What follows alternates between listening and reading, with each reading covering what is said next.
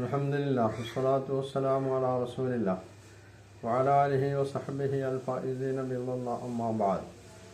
സഹോദരന്മാരെ, രണ്ടാമത്തെ കഴിഞ്ഞ എപ്പിസോഡിലെ അതിൻ്റെ ബാക്കി ഭാഗമാണ് ഞാൻ പറയാൻ പോണത്. അതായത് ഹേഗിൽ 1932 ചേർന്ന ആ കോൺഫറൻസിന് ശേഷം 1937 മറ്റൊരു കോൺഫറൻസ് ചേർന്നു. ആ കോൺഫറൻസിലെടുത്ത തീരുമാനം എന്തായിരുന്നു? ഇസ്ലാമിക നിയമത്തെ പൊതു നിയമത്തിൻ്റെ അടിസ്ഥാനമായിട്ട് അംഗീകരിക്കാനുള്ള ഒന്ന്. പൊതു നിയമം എന്ന് പറഞ്ഞാൽ ഇസ്ലാമിക നിയമം എന്നാണല്ലോ വളരെ വ്യക്തമാണ്. അപ്പോൾ പൊതു നിയമത്തിൻ്റെ അടിസ്ഥാനമായിട്ട് ഇസ്ലാമിക നിയമത്തെ അംഗീകരിക്കാം. രണ്ടാമത്തത് പരിഷ്കരണ സാധ്യതയുള്ള ജീവത്തായ നിയമസംഹിതയായിട്ട് ഇസ്ലാമിക നിയമത്തെ അംഗീകരിക്കാനുള്ള. ഇസ്ലാമിക നിയമത്തെ അംഗീകരിക്കുന്നത് അത് പരിഷ്കരണ സാധ്യതയുള്ളതാണ്. അത് ജീവത്തായിട്ടുള്ള മൃതമായിട്ടുള്ള നിയമമല്ല, ജീവത്തായിട്ടുള്ള ലോകത്ത് സജീവമായി നിലനിൽക്കുന്ന നിയമമാണ് അത് എന്നതാണ്. മൂന്നാമത്തേത് അത് സ്വയം അസ്തിത്വമുള്ളതാണ്, മറ്റൊരു നിയമത്തിൽ നിന്ന് കടം കൊണ്ടതല്ല. അപ്പോൾ നേരത്തെ ജബ്ബാർ മാഷ് 3500 അല്ലെങ്കിൽ 2500-3000 വർഷങ്ങൾക്ക് മുമ്പ് ഈ കളിമൺ പലകങ്ങളിലൊക്കെ എഴുതി വെച്ചത് തന്നെയാണ് ഖുർആനിലുള്ളത് എന്നൊക്കെ തട്ടിവിട്ടിരുന്നു.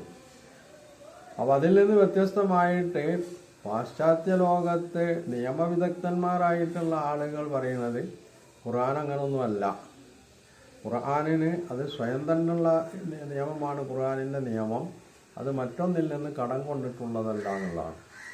അപ്പോൾ ഇത് വേറെന്തിൽ നിന്നോ കടം കൊണ്ടിട്ടുള്ളതാണ് എന്ന് പറയാൻ നമ്മളെ ജബ്ബാർ മാഷ പ്രേരിപ്പിച്ച ഘടകം എന്തായിരിക്കും?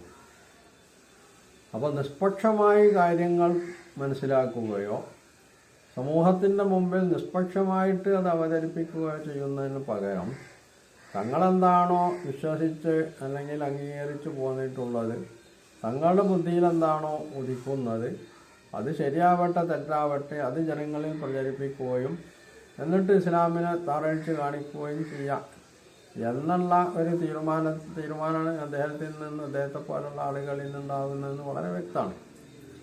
ഇല്ലെങ്കിൽ അദ്ദേഹം ഈ സംഗതി അദ്ദേഹത്തിന് അറിയില്ല എന്നുള്ളത് ആയിരിക്കണം. അല്ലെങ്കിൽ അതാണെങ്കിൽ അദ്ദേഹത്തോട് പറയാനുള്ളത്, ഇങ്ങനെ ലോകാടിസ്ഥാനത്തിൽ തന്നെ ഇങ്ങനെ ചില സംഗതികളൊക്കെ നടന്നിട്ടുണ്ട് കഴിഞ്ഞ നൂറ്റാണ്ടിൽ. അതുമൊക്കെ ഒന്ന് മനസ്സിലാക്കിയിട്ട് മതി ഇത്തരത്തിലുള്ള പ്രതികരണങ്ങളും അല്ലെങ്കിൽ ഇതുപോലുള്ള ആക്ഷേപശകാരങ്ങളൊക്കെ ഇസ്ലാമിനും ഖുർആനും എതിരിൽ ഉന്നയിക്കണമെന്നാണ്.